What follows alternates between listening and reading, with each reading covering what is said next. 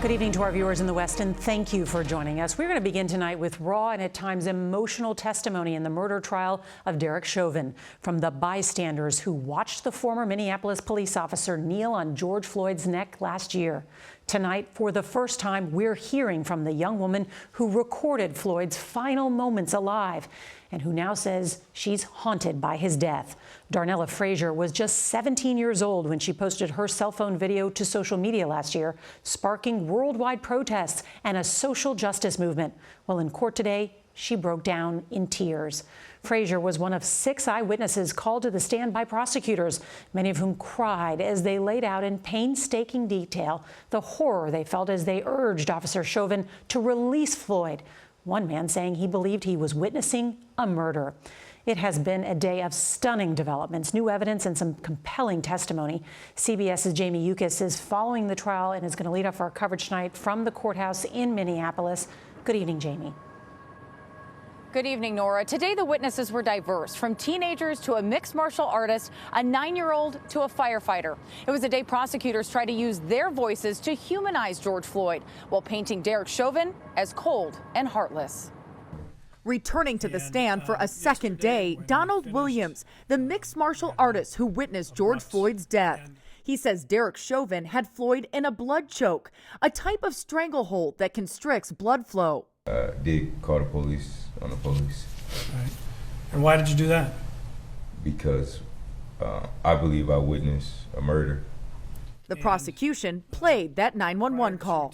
Officer 987 killed a citizen in front of a Chicago store. He just pretty much just killed this guy that wasn't resisting arrest.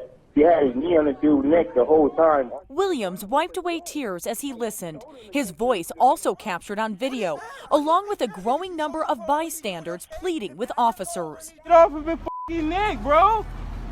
Get off of his neck! The defense focused on Williams' behavior toward the officers that day. After you called him a bum 13 times, you called him a f***ing bum. That's what you heard? The prosecution's next witness, 18-year-old Darnella Frazier. She was 17 when she shot this now infamous cell phone video. And she was among 4 witnesses today whose faces were not shown on camera because they were minors at the time of Floyd's death. It wasn't right. He was suffering. He was in pain. Prosecutor Jerry Blackwell asked Frazier how this has impacted her life. When I look at George Floyd, I look at my dad, I look at my brothers, I look at my cousins, my uncles, because they are all black. It's been nights. I stayed up apologizing and apologizing to George Floyd for not doing more. Frazier's 9-year-old cousin Judea also testifying about what she saw. How did it affect you? I was sad and kind of mad. And late today, testimony from Minneapolis firefighter and eyewitness Genevieve Hansen, trained to save lives, but she says prevented from doing so by the officers.